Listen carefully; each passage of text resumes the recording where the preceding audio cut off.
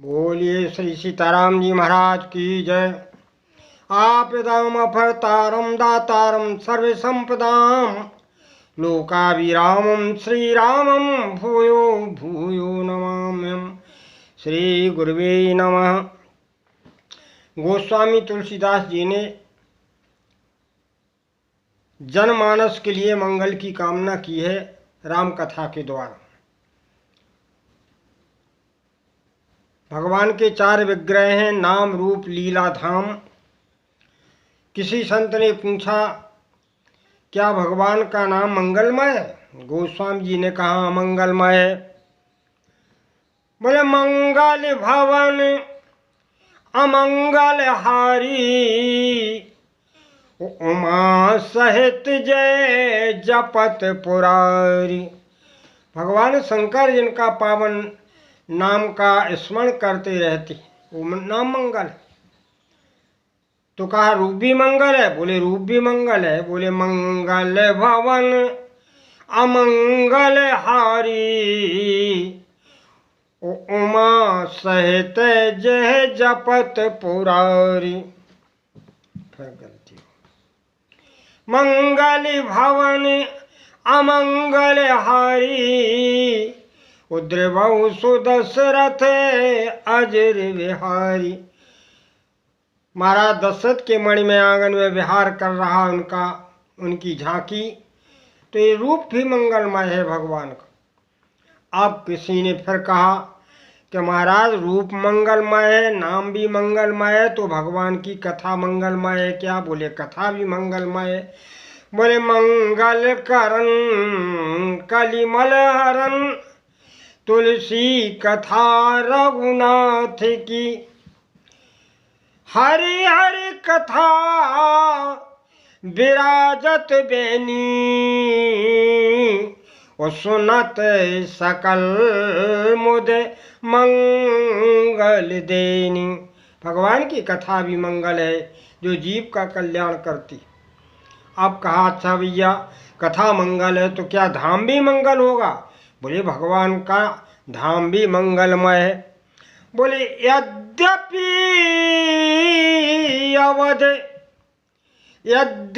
अवध सदैव सुहावन रामपुरी मंगलमय पावन।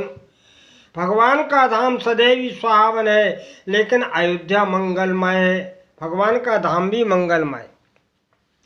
अच्छा भैया धाम भी मंगलमय है तो बोले अब एक बात बताओ, भगवान को वनवास हो गया और भगवान वन में रहे, तो क्या वनवास जहाँ भगवान रहे वन में वो वनवास भी मंगलमय हो गया? बोले वो भी मंगलमय हो गया। बोले जब ते आए रहे रघु नायक जब ते आए रहे रघुनायक तब ते बन भयो मंगल दायक तब ते बन भयो मंगल दायक। बोले मंगल रूप भयो बन जब ते मंगल रूप भयो बन जब ते वो कीन निवास रमापति तब ते। जब से भगवान ने मंगल में वास किया मंगल भी वनवास में वास किया तो वनवास भी मंगलमय हो गया। अच्छा भाई सभी मंगलमय है? बोले हाँ। जन मंगल गुण ग्राम राम ते दान धर्म धन मुक्ति धाम के। भगवान का चरित्र मंगलकारी है, सभी मुक्ति देने वाले हैं। अब कहा कि भैया ठीक है एक बात बताओ, भगवान के श्री चरणों से गंगा जी निकली हैं तो क्या गंगा जी भी मंगलमय है? बोले गंगा जी भी मंगलमय है। बोले गंग सकल मुदय मंगल मूला गंग सकल मुदय मंगल मूला सुख करन हरन सब सूला। सुख को करने वाला सब सुख करन हरन सब सूला। सारे सुखों को देती हैं माता गंगा जी, सभी दुखों का हरण करती हैं। गंगा जी मंगलमय हो जाती हैं भगवान के इसी चरणों से प्रादुर्भाव होने पर। अब कहा भैया एक बात बताओ, भगवान का नाम संत लोग ज़्यादा जपते हैं तो क्या संत मंगलमय हैं? बोले संत भी मंगलमय। मुद मंगलमय संत समाजू, जिम जग जंग में तीरथ राजू। संत भी मंगलमय बन जाते हैं और संत मंगलमय ही नहीं बन जाते हैं, उनके संपर्क में जो आता है वो भी मंगलमय बन जाता है। ऐसा भगवान का पावन नाम मंगल करने वाला है। अब का अच्छा एक बात बताओ, जो ना समझ से ले भगवान का नाम तो वो ही मंगल बन जाएगा? बोले हाँ। बोले भाव को भाव अनख आलसु, भाव को भाव अनख आलसु, ओ नाम जपत मंगल दिस दसु। भगवत नाम चाहे भाव से लो चाहे कुभाव से लो, किसी भी तरह लो, भगवान का नाम कल्याण करता है। जैसे आप रेलगाड़ी में मन से बैठो चाहे बेमन से बैठो, वो तो होना उतार जे तुम्हें जाना। उसी तरह भगवान का नाम मन से जपो या बेमन से जपो, वो तो कल्याण करता ही है। अब कहते हैं कि भाई भगवान का नाम है। अच्छा एक बात बताओ, हनुमान जी महाराज नाम जपते हैं तो क्या हनुमान जी महाराज मंगल हैं? बोले हनुमान जी महाराज मंगलमय। बोले मंगल मूर्ति मारुति नंदन, मंगल मूर्ति मारुति नंदन, ओ सकल अमंगल मूल निकंदन। क्यों हो गए भगवान हनुमान जी मंगल के भवन? इसलिए हुए कि हनुमान जी ने सोमारी पवन सुत पावन नामू, सोमारी पवन सुत पावन नामू, वो अपने बस कर राखे राम। इसलिए वो भी मंगलमय हो गए। कहाँ तक कहें भैया, भगवान का नाम संपूर्ण तरह से जीव का मंगल ही करता है। अब देखिए छोटी सी कथा है। मार्कंडेय जी महाराज के यहाँ पर भगवान शंकर ने पुत्र दिया। 5 साल की उम्र थी। माता पिता को चिंता होने लगी। उन्होंने उपाय पूछा महात्माओं से। महात्माओं ने कहा ऐसे राम राम कहना सिखाओ, जो भी निकले राम राम कहे। उस बच्चे को 1 साल 1.5 साल के बाद होने से राम राम कहना जो है सिखलाया गया। वो जो बच्चा जो भी निकले द्वारे से, भैया राम राम, दादा राम राम, बाबा जी राम राम, माता जी राम, इसी तरह सबसे राम राम कहे। जब 5 साल बिल्कुल अंत में आ गए, मात्र 3 दिन रह गए, तो वहाँ से सप्तऋषिधर निकले। उसको तो नियम था, उसने कहा बाबा दंडोक प्रणाम। सप्तऋषियों ने कहा आयुष्मान भव।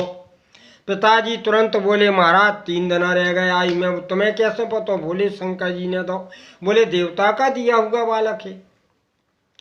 तो कहा अच्छा है इसको हमें दे दो। तो उन्होंने ले करके वो भगवान शिव के पास पहुँचे। बोले प्रभु आपका दिया हुआ बालक हमने आयुष्मान कह दिया, अब इसकी रक्षा करो। शंकर जी बोले चिंता नहीं करो, इससे कह दो को पंचाक्षरी मंत्र का जाप करे। मेरा जो ओम नमः शिवाय पंचाक्षरी महामंत्र है उसका शिव मंदिर में बैठ के जाप करे। उस बालक चूंकि 5 वर्ष का हो गया था, इसलिए वो भगवान शंकर का शिव मंदिर में बैठ कर के ओम नमः शिवाय का जाप करने लगा। भगवत नाम का जाप करने लगा। बीच में राम नाम की ध्वनि भी करता जाता था।